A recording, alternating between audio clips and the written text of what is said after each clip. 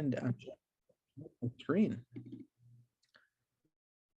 Oh, and Rafa's probably like, oh my God, Robbie, you didn't make it full screen and this and that. I'm like, I don't know how to do these things anymore.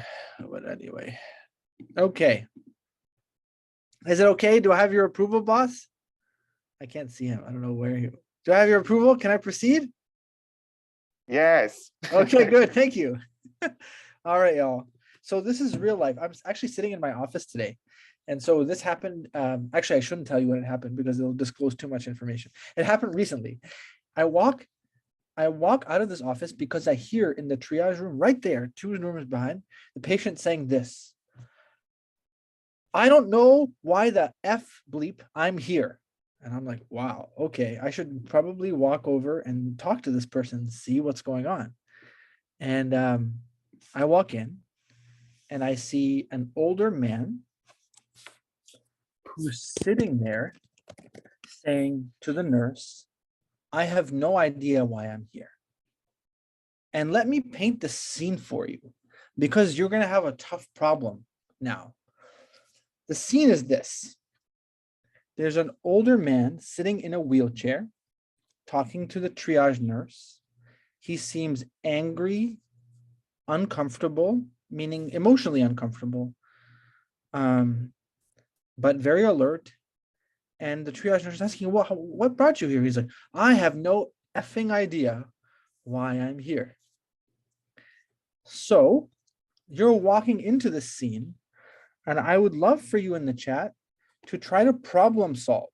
How are you going to figure out why he's here?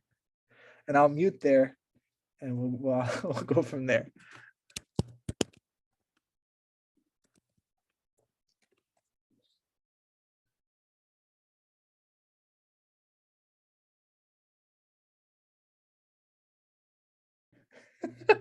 I just saw Amr's comment, which I will read out loud for all the audience on YouTube. Amr's comment was, are you sure he wasn't one of the residents? I think that's very telling, my friend, very telling. I'm so glad you're done with it and that your process to the UK is well on its way. Congratulations. All right.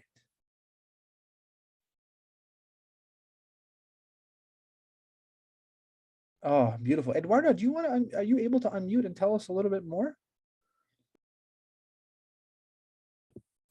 Yeah, hi. I think I would definitely talk and check if he knows where he is, what day today is, what time, especially to check disorientation. I think like some other people in the chat said about altered mental status. So we could like talk and see if it was like metabolic, infection, something structural. Yeah, so definitely check if he has a complaint, but maybe he doesn't know what his complaint is because he's completely disoriented. So I'll probably start there. I absolutely love that, Eduardo. I think that's spot on. You clearly, if somebody is in the emergency room, they should have at least a sense of why they got there. Even if they think it's an illegitimate reason, they should know why they got there. And I love that. Eduardo, where are you calling from? I'm calling from Brazil. There are a lot of Brazilians here, Yes, but I'm there calling are.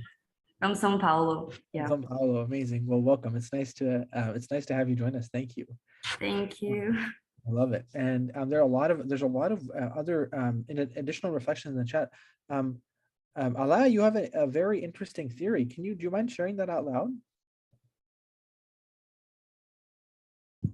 Yeah, I thought that he maybe lost consciousness and woke up in the emergency room or the hospital.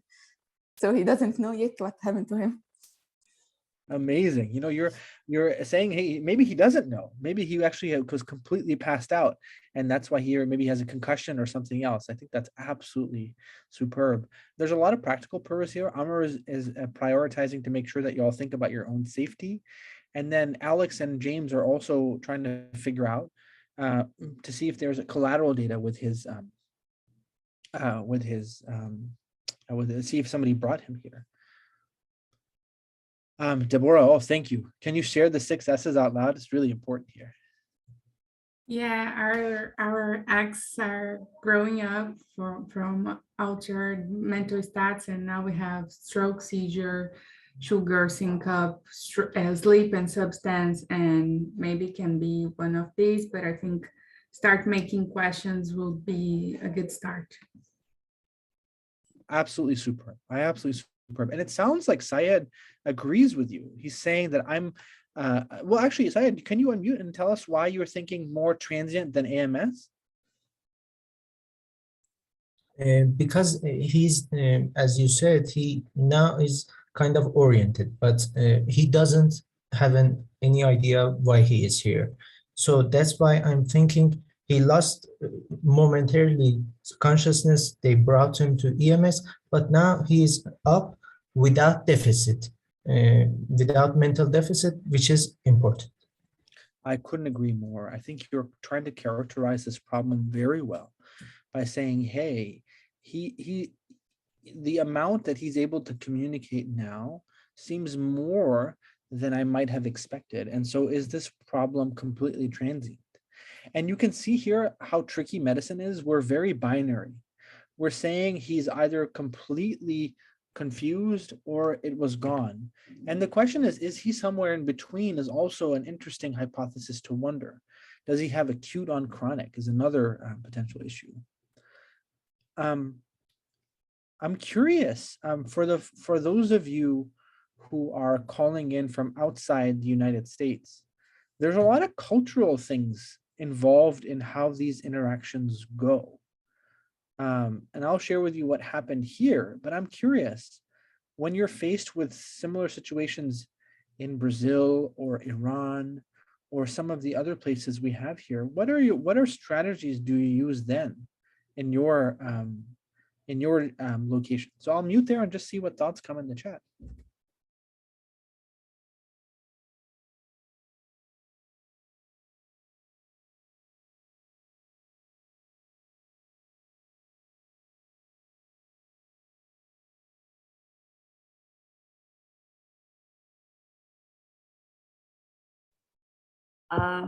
I can share something. Yeah, please.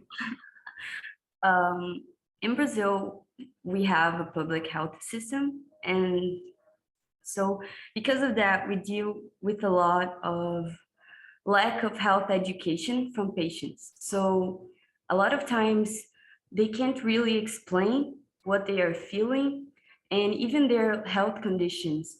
So sometimes the patient, that's something that we have to take in consideration. Try to recall the events from the day and be, oh, so what you felt today, what happened from the moment that you woke up.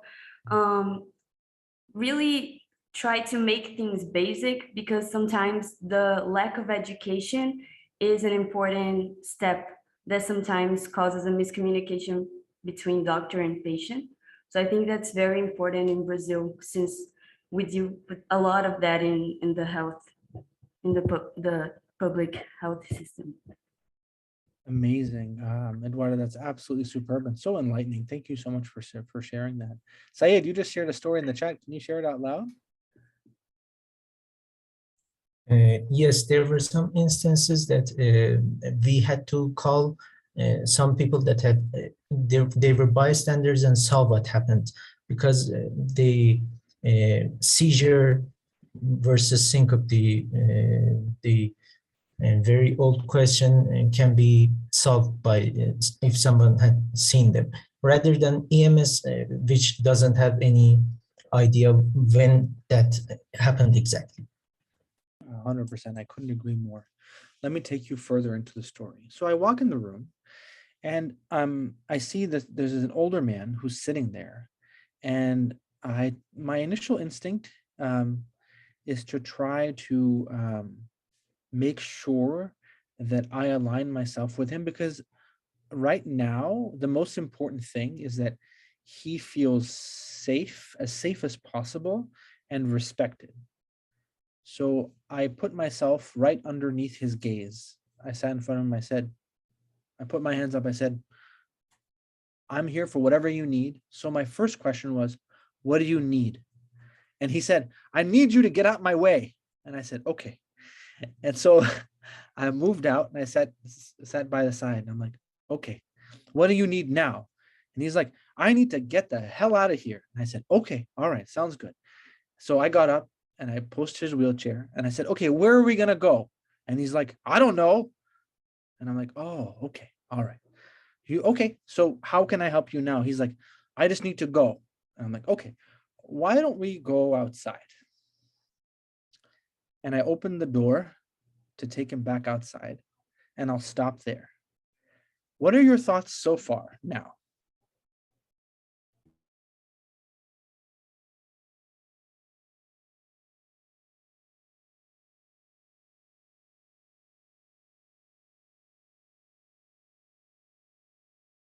Reno, please tell us more.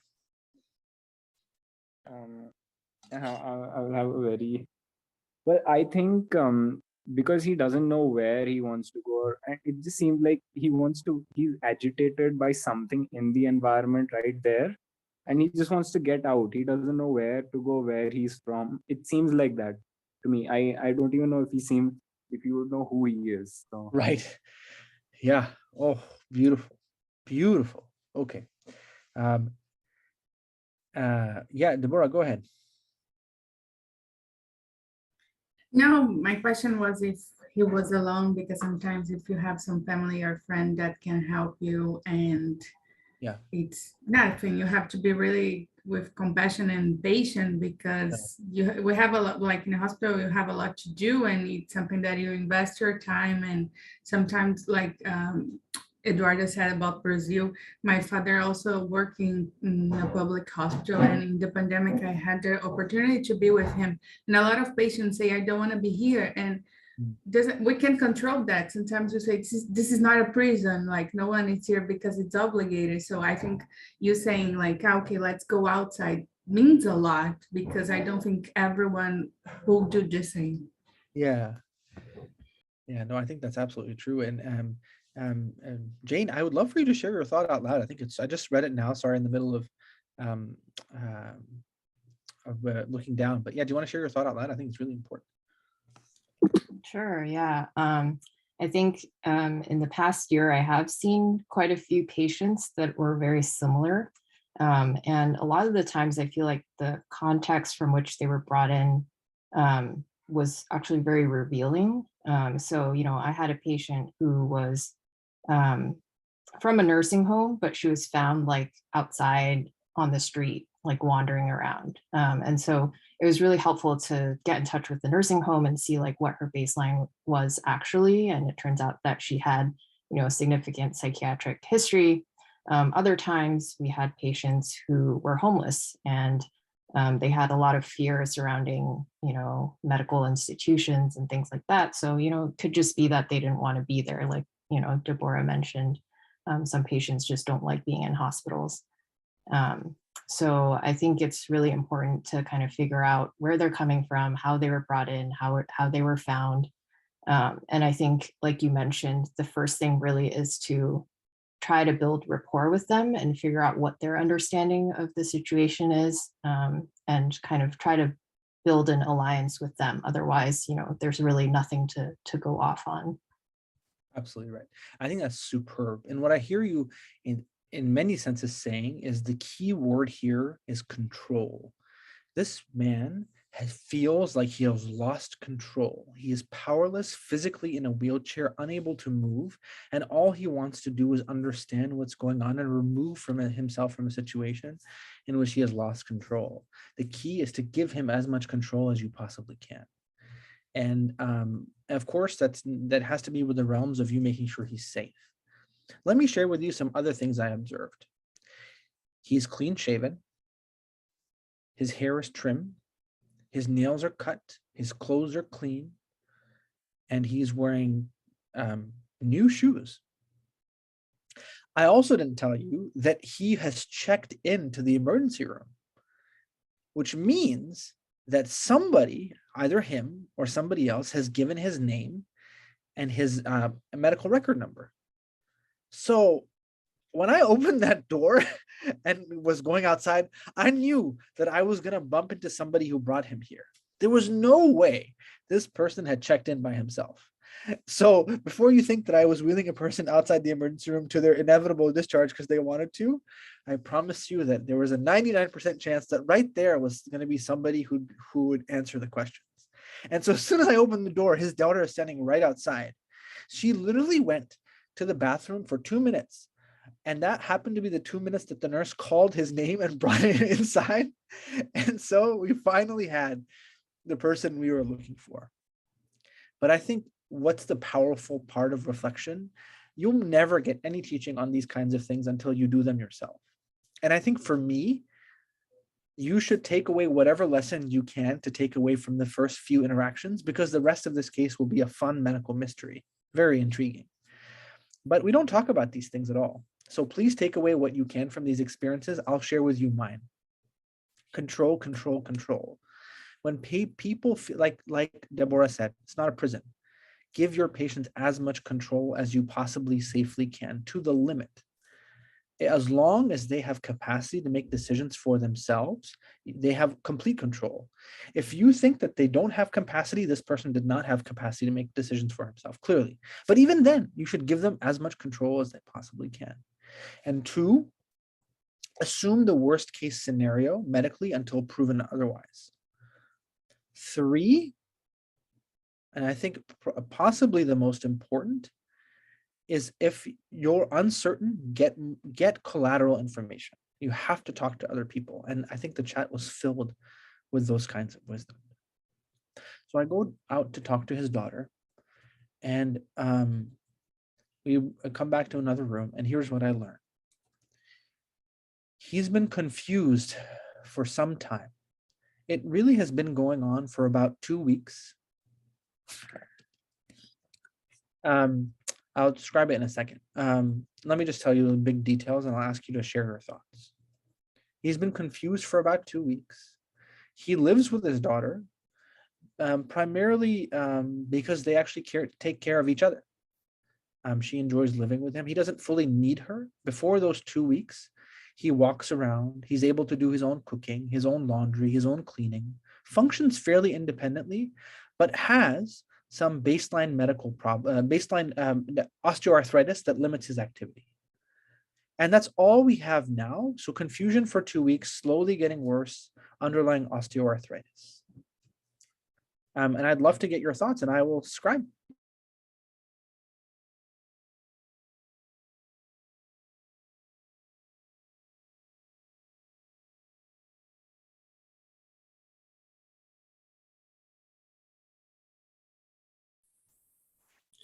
I think that I was expecting actually that he had some kind of neurological problem or anything on his past medical history that, you know, we don't know his age, but we know that he's an older man. When we know that older adults, they have a low reserve, cognitive reserve, a little, very small cognitive reserve. So anything, any dehydration, any new meds, any, for instance, that the patient wasn't being able to sleep the past few days, so he increased the dose of the benzodiazepine or something like that, or an infection, anything could make this patient worse, you know. But you mentioned that he was quite functional, so it makes me think, even though he maybe 80 years old, you know, which makes think easier to change his status. But you know, my first thoughts are about acute mental status changes that he can fluctuates in those 2 weeks, and now he's brought in the hospital and is in the emergency department. I would be more inclined to think about delirium, which with a very few questions we could gather important information about what is the probability of he actually is with delirium. Absolutely superb. I have nothing to add to that. A plus, my friend. Eduarda, you're asking fluctuation. Can you tell us why? He's an older man, so we could think about delirium. So Yep. delirium, there is a fluctuating confusion is the definition, right?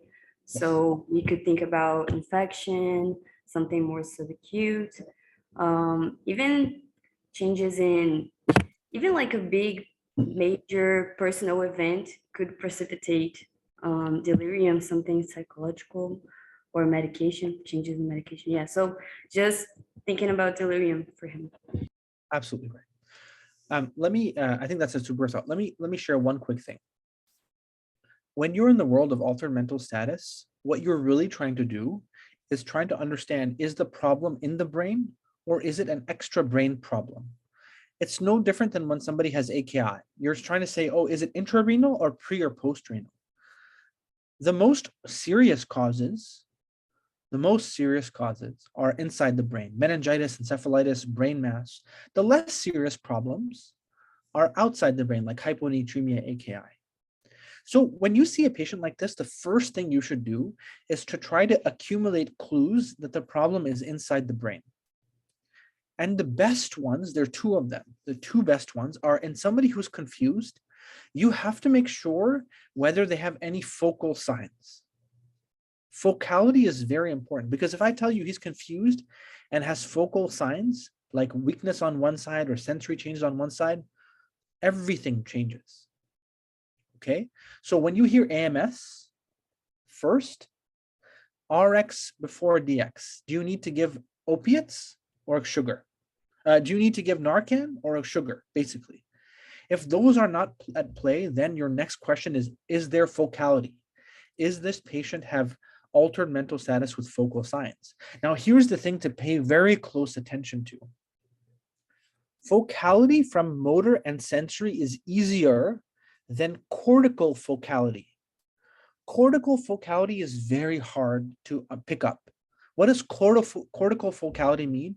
It means personality changes that may suggest frontal lobe dysfunction. It means language changes that may suggest temporal lobe dysfunction. It may mean myoclonus or akaesthesia that suggest basal ganglia dysfunction. So you have to be very precise about what confusion is. Is it a change in personality? Is it a change in language? Is it a change in behavior? Or is it an overall depression of the sensorium? So here I led you astray. He's not really confused. When you talk more, his daughter says, you know, he's just not himself. He still wakes up normally, has a normal level of arousal, talks to me, but he's just a different person. He's more angry, more argumentative, he's just not my father anymore. That is very different. That is not altered mental status. That is a change in behavior or behavioral disturbance suggesting disease in the frontal or prefrontal lobe. Now, let me show you a way. Exactly. I think the chat is jumping. Let me show you, hammer this home, okay?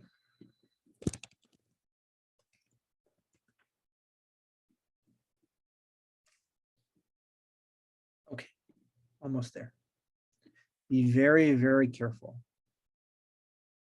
Okay, altered mental status. Don't get fooled. If your patient has language problem or doesn't have their hearing aids or has memory issues, they're not confused. They have these issues. Or sometimes they're just asleep, as Deborah reminded us, one of the 6 S's. Sometimes you have to treat before you diagnose, and examples are glucose and Narcan. Time course, we know here is 2 weeks, subacute. What are features that help you figure out if it's inside or outside? How confused? If somebody is in a coma, it's very likely they have a brain problem. It's very unusual for an extrinsic problem to cause coma. When somebody's in coma, it's likely an intrinsic brain problem. Focality, this is the thing that happened in this case. Focality suggests an intrinsic problem.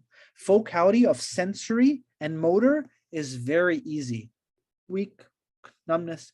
Cortical focality is very hard. Pay attention to behavioral changes, personality changes, changes in motor ability, coordination. Those are all focal signs.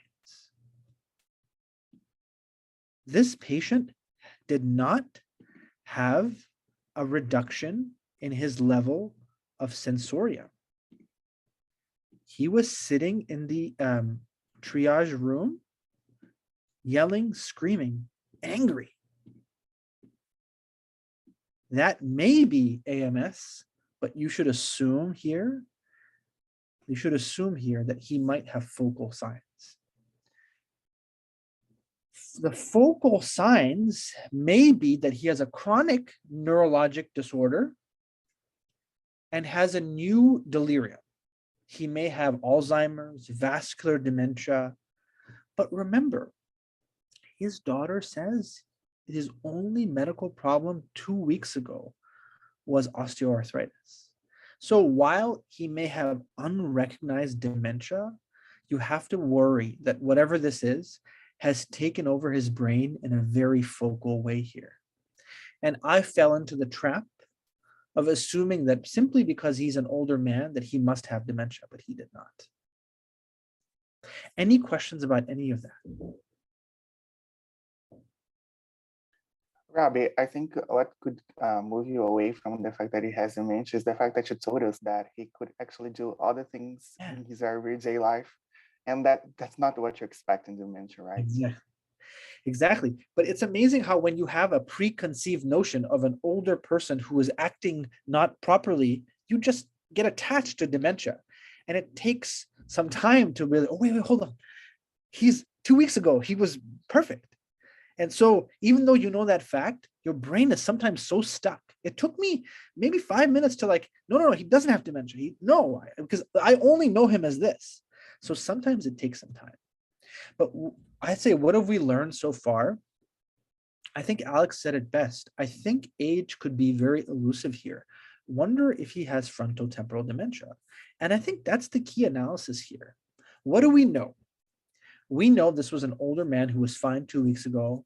And what do we now know? We now know not to call this altered mental status. When we say altered mental status, we're usually referring to people with a depressed level of arousal.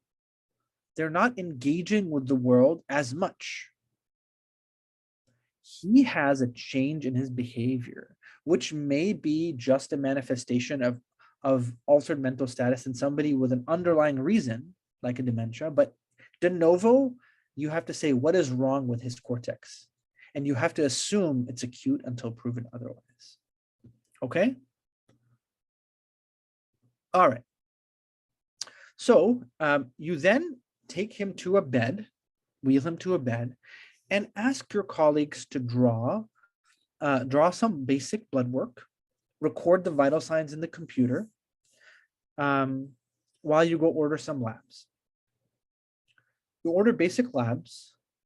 You remember to always do a bladder post-void residual in an older man who's confused, because urinary retention can cause this.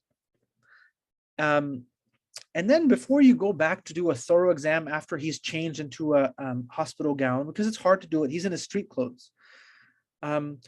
We do this, we look at his chart, and you open his primary care note, and it's actually about 4 years old. He hasn't been to primary care in a while. And so I was like, okay, what the daughter said was accurate, except I scroll down and I see concern for prostate cancer. And I say, what's that about? And so I see that he had agreed to do prostate cancer screening 10 years ago. And the PSA then, prostate specific antigen, was around 8 or 9. And they checked it again at that visit 4 or 5 years ago, and it was 15. But he never followed up after that. So now that you have this piece of data, I'm curious how it changes your analysis.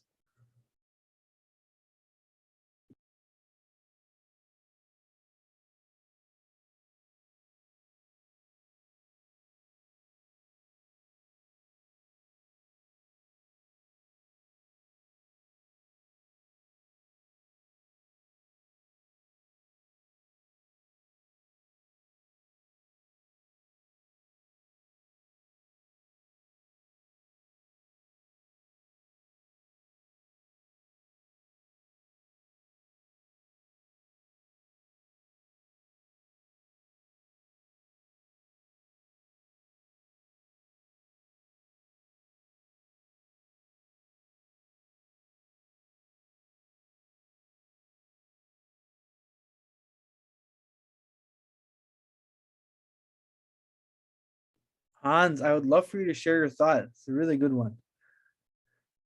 Yeah, when I heard the prostate, because if he just let it loose and hasn't done anything, it could have metastasized into his bones, and there it eventually can cause hypercalcemia, which totally derails his entire metabolism. In particular, it causes pain. Maybe that's his osteoarthritis pain as well. But most importantly, mental changes are not too uncommon. I absolutely agree. I think that's superb. Alex, do you want to share your thoughts? Spot on. Sure. So I like what everybody was saying about the possibility of brain mets, given the possible focality of his symptoms. I guess my thought though was that if you were to have mets to his brain, given the thought that mets from the prostate typically go through Batson's plexus first to the spinal cord, we would probably see him presenting with evidence of an acute spinal cord pathology, change in urinary continence or change in bowel continence or loss of motor function in his legs. So I'm wondering more so about if he's not having any kind of structural pathology and evidence of structural pathology in his spinal cord, maybe that this is all a result of changes in his urinary habits from prostate mass itself, or from hyper or hypocalcemia, kind of like Hans was mentioning, or hyponatremia, something else. Absolutely superb. I couldn't agree more. Very well said. Amr, tell us what you're thinking.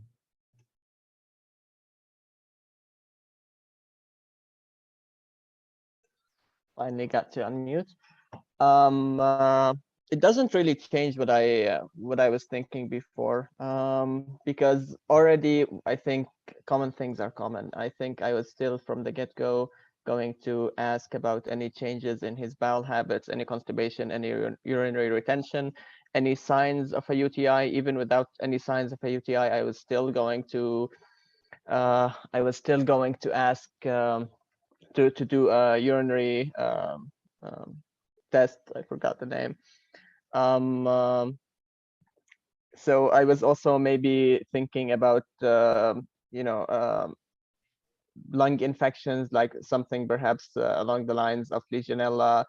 Maybe it could be like subacute in nature and causing this altered mental status with sodium. I mean, I also commented on the hypercalcemia when you said prostate, trying to lean us towards the metastasis into the bones or either to the brain, causing hypercalcemia of malignancy. As I understand it, calcium stabilizes the fast-acting sodium channels, and thus too much calcium leads to too stable of a channel, and thus sedative in nature. At least that's how I understand it, and it would lead to decreased mental status, which in this case you said the arousal is fine, and also perhaps weakened reflexes and so on. So I don't think it would be focal. But I'm not 100% sure about the focality. Again, for me, I still think I've met, I don't know, from what we know about this patient for half an hour, 40 minutes, it's still difficult to really form enough of a baseline to really be able to tell if it's focal, at least for me. That's what I'm thinking. I'm thinking still look at the most common things. Yeah, 100%. You're reminding us how base rate always is a very, very powerful variable. And even though there are some unusual features here, unusual in one person rarely supersedes the usual in the last 100 people. I love that. Deborah has sharing a fantastic schema of neuro complications. Do you want to share that out loud? Yeah, one day on the neuro VMR, we learned about what the neurologic complications that can affect being by a systemic cancer. So we can think about of course, it's not in this case like chemotherapy, radiation, but could be a malignancy, could be a direction tissue damage, and something about the vessels and coagulation, nutrition, and the immunity. So I think all that can affect this patient. Absolutely superb, my friend. Just brilliant. Let me give you some labs to help you think through this case, and I'll just write down the pertinent ones. Everything else that I don't write, assume if it's basic, it's normal. Hemoglobin, 9. prior baseline normal, alk phos 505, creatinine normal. I just want to say that explicitly.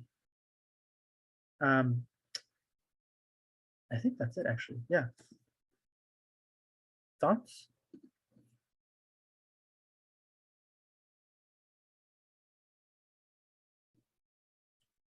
Tell us more, Rafa. Yeah, when I say like elevated alk phos, my first reflexes go to the bilirubin to see if it's elevated or not. Because if you see like high alk phos and high dietary bilirubin, you think about cholestasis, which is not the case here. So I'm tending more towards like an infiltrative process, like metastasis maybe. 100%. I couldn't agree more. The next aliquot is going to be way juicier, but I think that yeah, you should be. I'll always be suspicious, always. The next aliquot is way juicier. But what does this do? Oh, there we go. The key question just came.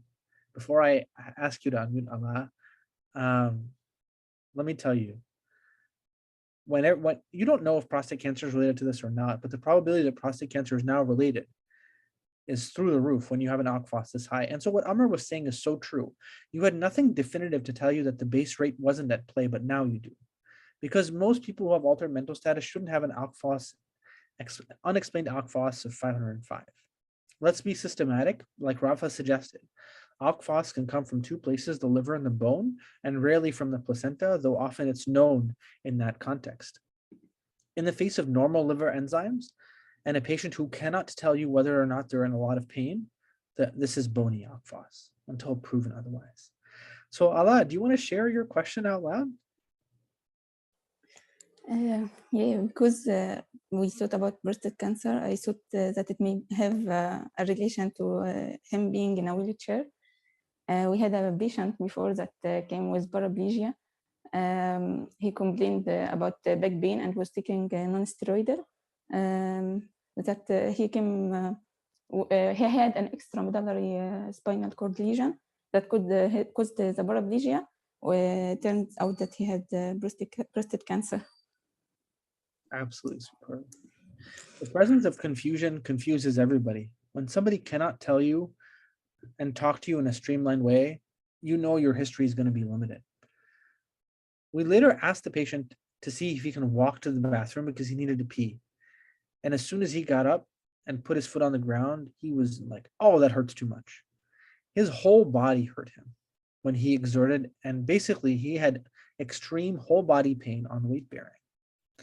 Here is his CT scan. Next, I'm telling you all this in non-medical order just for the purposes of telling you his story. He has diffuse blastic lesions in his ribs, spine, and pelvis, and one big lesion in his left femur. But here's the catch. He has two large liver lesions, extensive pulmonary nodules. His repeat PSA, 15.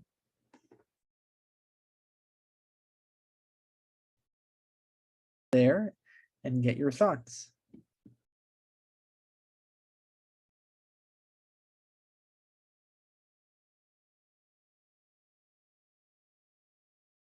Wallace, do you want to share your thought about crab?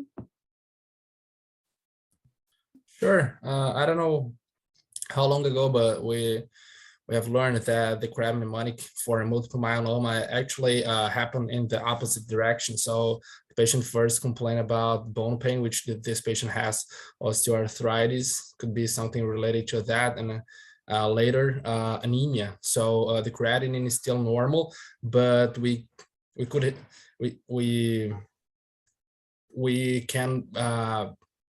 can be seeing actually the initial presentation, but it would be hard with so extensive lesions spread throughout the body. So, but that would be it. Beautiful, absolutely beautiful. Thank you. James, what are your thoughts?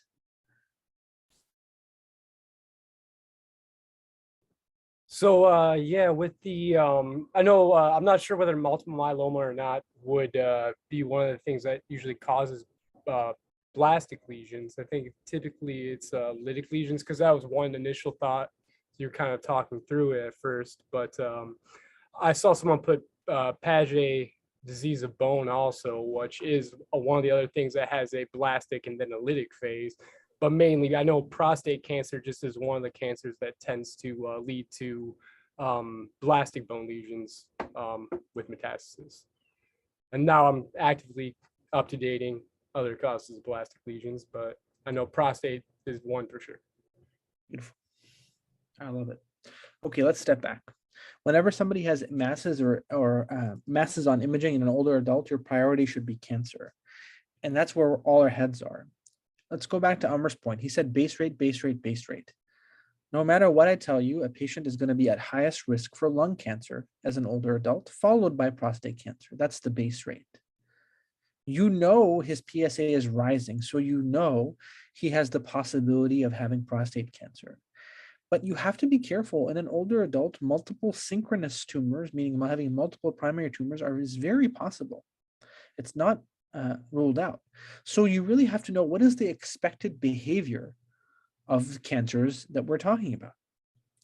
So let's talk about prostate cancer. Prostate cancer is incredibly bone avid, causes blastic lesion, a high alk phos, but has an allergy to soft tissue tumors, meaning that prostate almost never causes soft tissue masses.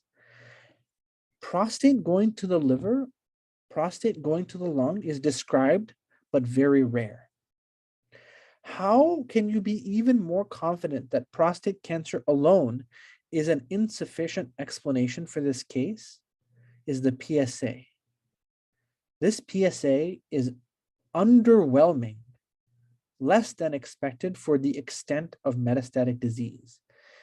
A PSA of over 20 or 30 is much more common in patients who have this degree of visceral mets, going up to the hundreds. So the fact that his PSA is only 5 points higher than it was 5 years ago is a little bit of a disconnect. So, as Hans just said, does he have 2 cancers? That's the key thought here. Does he have lung cancer causing multiple lung mets going to the liver, and does he have a separate prostate cancer? Other things.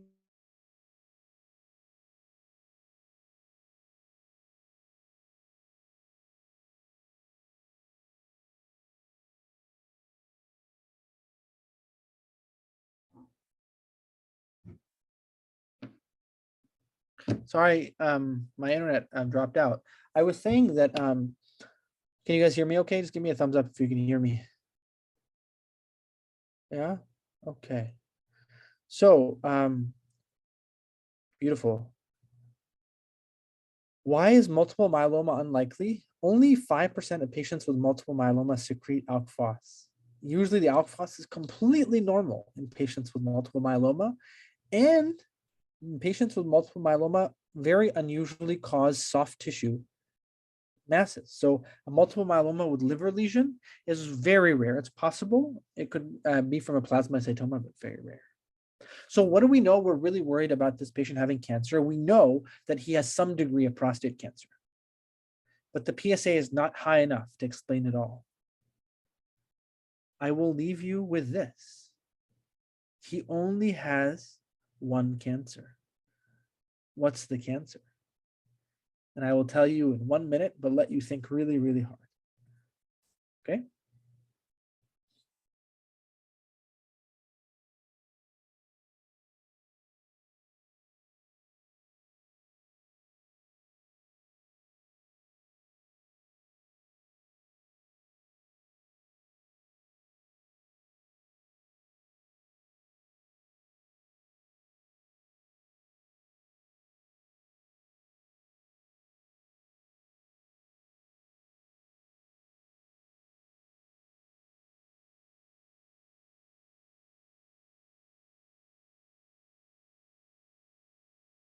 80. He's 80 years old.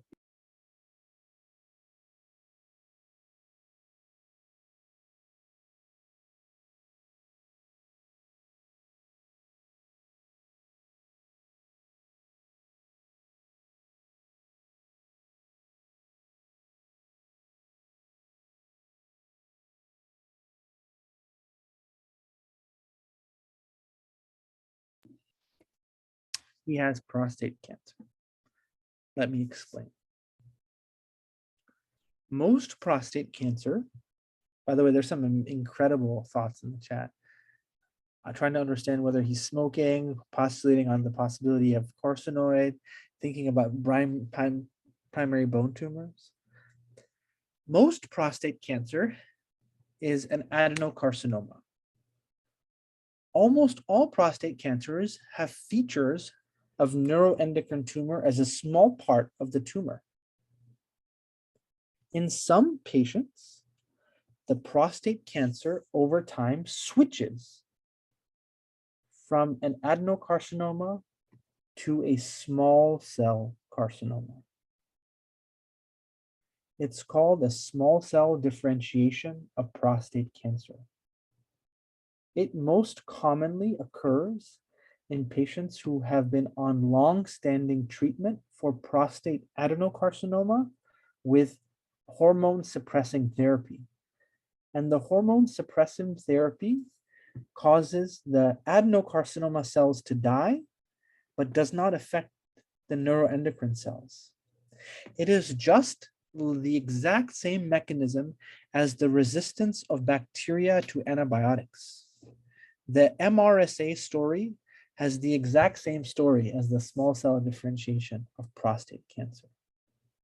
This case was unusual in that the patient spontaneously converted from adenocarcinoma to small cell carcinoma, making it very rare, but certainly well described.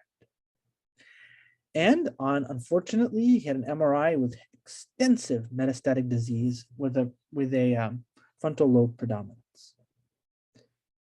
This small cell differentiation is a very poor prognosis. It's about only 3% of small cell cancers, very rare. The only other places that small cell carcinoma comes from, 97% is the lung, but you can actually also get it from the GI tract, from the prostate, and in women from the cervix. So always remember that small cell doesn't equal lung. So what is this case? This case is about the importance from the beginning of making sure that you hear your patients where they're at, you get collateral information, you label this as subacute encephalopathy with features of focality. Focality, behavior change, MRI, METs everywhere. And in a patient with prostate cancer who has soft tissue metastasis, along with an underwhelming PSA, you should suspect this disease process. It is aggressive, fulminant, and life-threatening.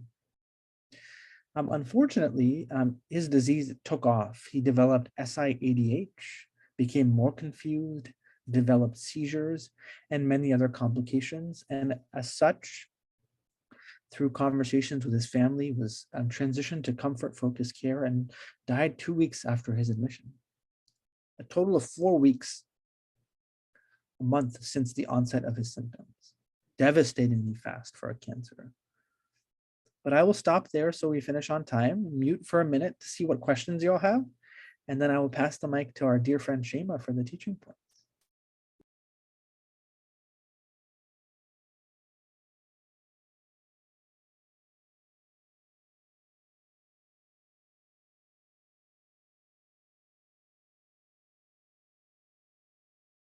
Oh no, Hans, we can't stream roll you. No way.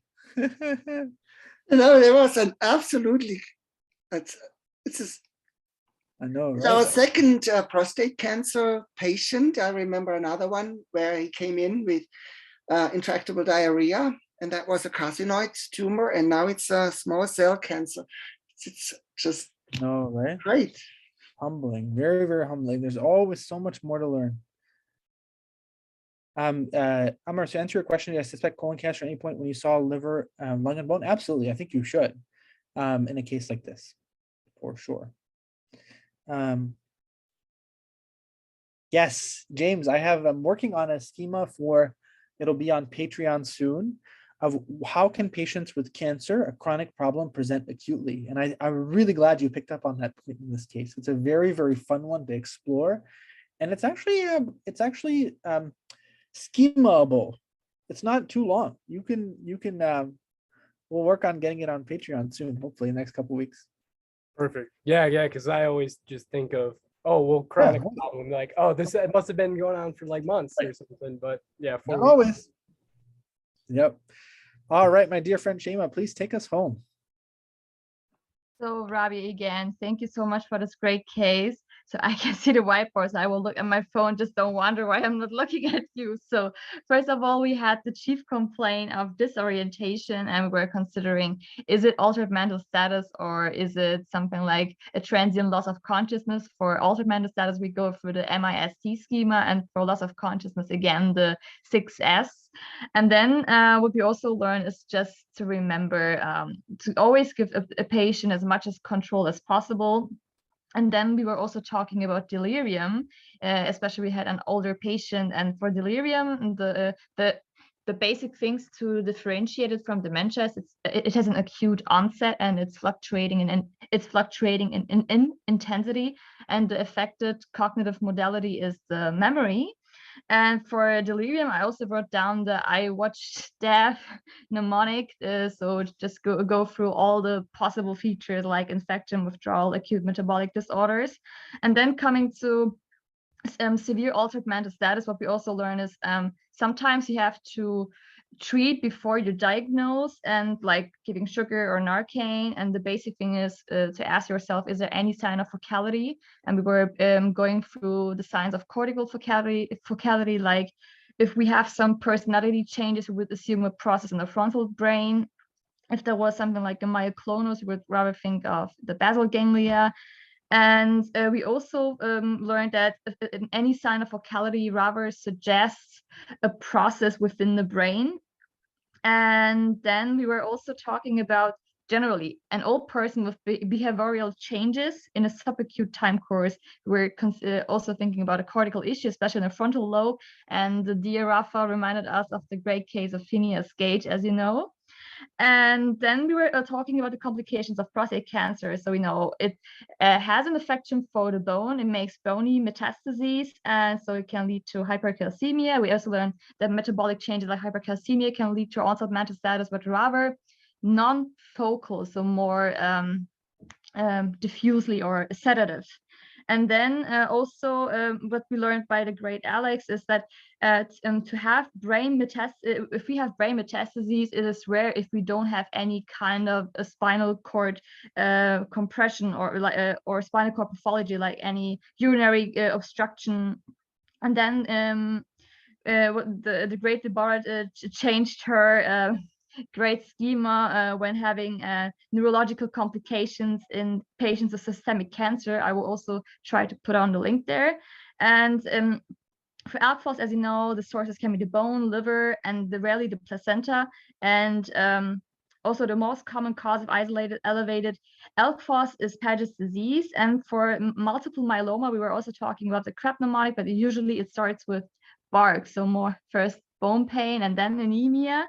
And it usually makes osteolytic metastases, and it also usually doesn't make any soft tissue masses. And then we were collecting the differentials for osteoblastic metastases, which was the case in this patient, and it can be prostate cancer, carcinoid, a small cell cancer, Hodgkin, medulloblastoma, or POMS. And what we learned about prostate cancer usually makes very high ALK-Phos and has a very high PSA, and it usually never makes any soft tissue masses. And it is very rare to see it in the lung or the liver. But what we learned new is we know the most prostate cancers adenocarcinomas, but we can also switch to small cell lung cancer. So, and then we make these soft tissue masses. So having an underwhelming PSA together with soft tissue masses should let you think more of a small cell cancer. And and we also learned is that small cell cancer isn't restricted to the lung. So also consider other like the GI or the prostate, like in 3% of the cases. So the framework for this case was a subacute encephalopathy with signs of focality, which was being explained by a frontal lobe metastases, and we had these soft tissue masses and the underwhelming PSA. Yeah. So Hans, yes, superb teaching points. I especially love the final framework. You know, it's such a great way of like, what is the final arc in this case? Thank you all. And you're getting a lot of love in the chat, Shema. And thank you all for hanging out. And I hope to see you around. Bye.